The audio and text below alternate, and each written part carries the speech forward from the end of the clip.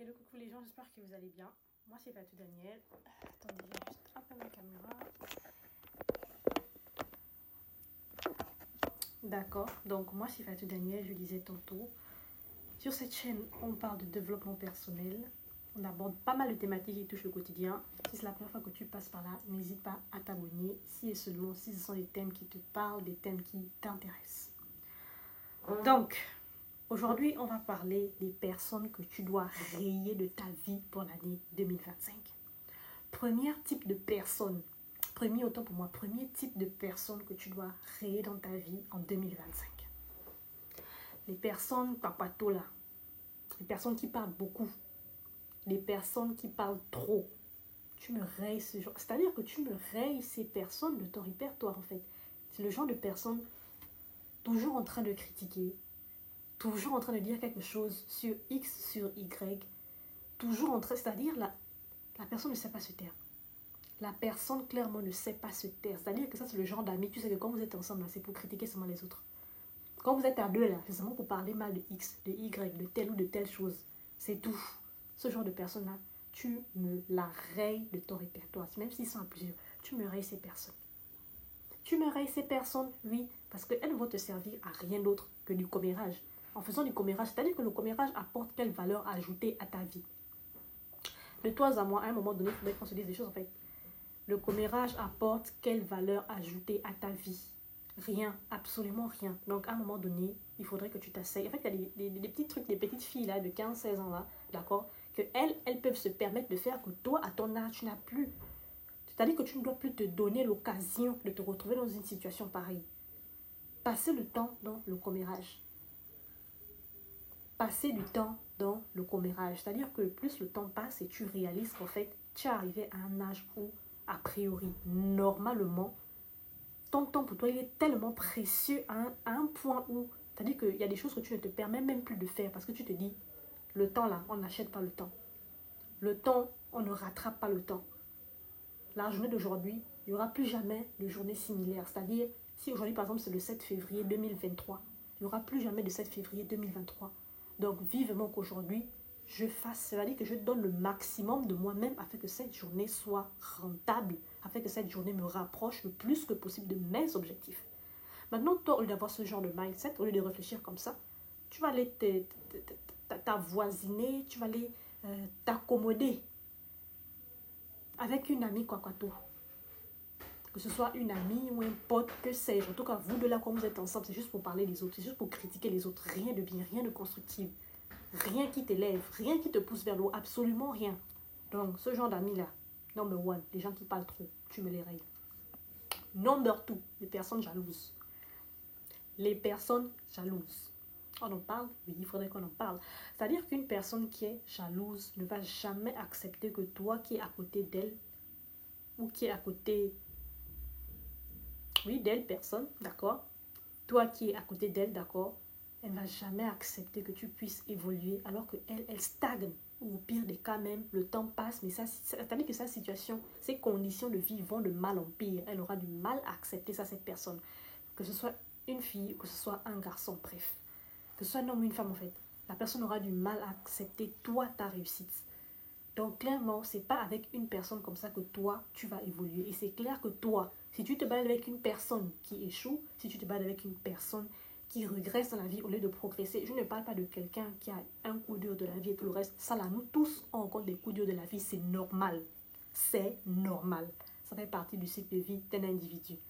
Forcément, tu auras des difficultés et tout le reste. Mais je parle des personnes qui, c'est-à-dire que ce genre de personnes-là, tous les jours, c'est-à-dire que tous les mois de l'année, la personne a un nouveau problème. Tous les mois de l'année, la personne a un nouveau problème. Et plus le temps passe, plus la situation s'aggrave. La situation s'aggrave au fur et à mesure. C'est-à-dire comme toi-même, tu regardes la traçabilité de la vie de la personne, tu te rends compte qu'en fait, c'est grave, mais elle est en train d'aller d'échec en échec. Tu dois quitter cette personne. Tu dois t'éloigner de cette personne. Maintenant, si toi, tu as envie de résister en te disant non, c'est ma copine, c'est mon pote, c'est mon camarade, on doit rester ensemble dans les bons, dans les mauvais moments. Toi qui as envie d'évoluer là, toi qui as envie d'avancer, il est fort probable que tu sois la deuxième personne qui échoue aussi. Qu'elle te contamine son échec de vie. C'est vrai que ça ne fait pas très joli à dire, mais c'est la réalité en fait. C'est la réalité. Vous connaissez l'adage qui dit souvent que tu es la moyenne des personnes que tu fréquentes. Si la personne avec laquelle tu marches au quotidien, c'est une personne qui échoue constamment, régulièrement dans sa vie, il est fort probable que toi, tu sois la deuxième personne qui va également échouer dans sa vie. Parce qu'elle n'a pas le mindset d'une personne qui réussit, elle n'a pas le mindset d'une personne qui avance, qui évolue dans la vie. Et tu vois clairement, c'est-à-dire que ces habitudes produisent des résultats qui conduisent à l'échec. Ces résultats-là, c'est l'échec. Au fur et à mesure, en temps, toi, tu es assis, tu es en train de réfléchir, quel business je veux lancer.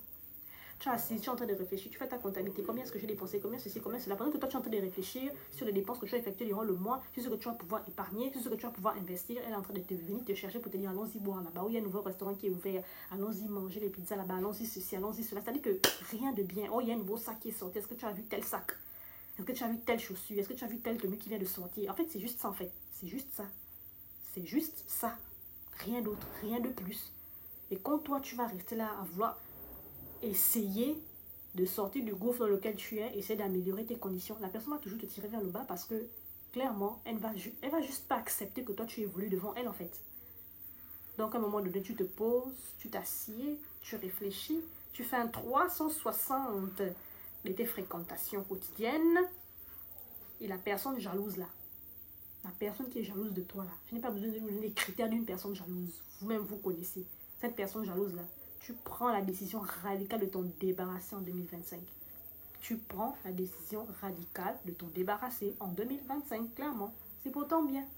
Oui, la réussite là, ça a un prix. Et le prix de la réussite là, c'est dur. C'est pas une petite affaire, c'est pas pour les femmes. Donc ensuite, on va parler d'une autre catégorie de personnes que tu dois rayer dans ta vie en 2025 si tu as envie de grandir financièrement. Les personnes qui sont extrêmement dépensières. Les personnes qui sont extrêmement dépensières. En Afrique, on appelle ces gens qui ont la main percée. C'est-à-dire que ta main, c'est une passoire. Quand on dépose quelque chose là, rien ne reste, tout descend. Tout descend. Quelle que soit la quantité d'eau que tu as mis dans la passoire, ça va toujours couler. Ça va toujours couler. En fait, ces personnes-là, ce qu'on appelle les gens qui ont des mains percées, en fait. Rien ne reste dans leurs mains. Dès qu'elle a son salaire à la fin du mois, il faudrait qu'elle fasse des dépenses exorbitantes.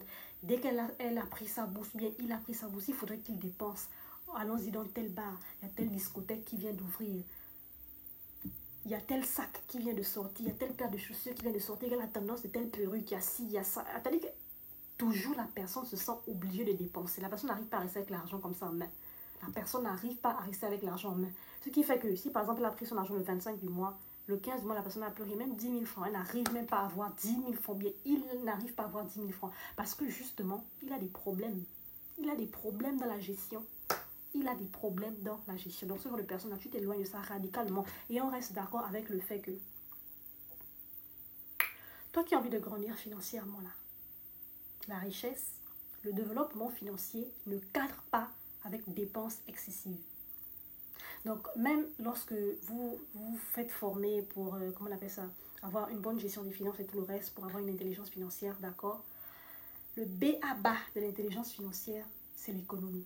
Le B à bas, c'est-à-dire que là, tu es encore là, au niveau zéro.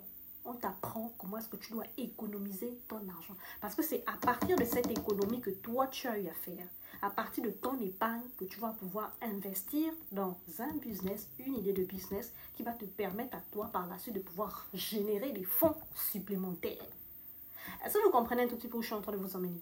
C'est de ce dont il s'agit. Mais comment est-ce que toi, tu fais pour apprendre à économiser si tu marches avec quelqu'un qui ne sait pas économiser? Tu vois que ça ne cadre pas. Ça ne cadre pas, ça ne matche pas. Vous n'avez rien à faire ensemble. Vous n'avez rien à faire ensemble.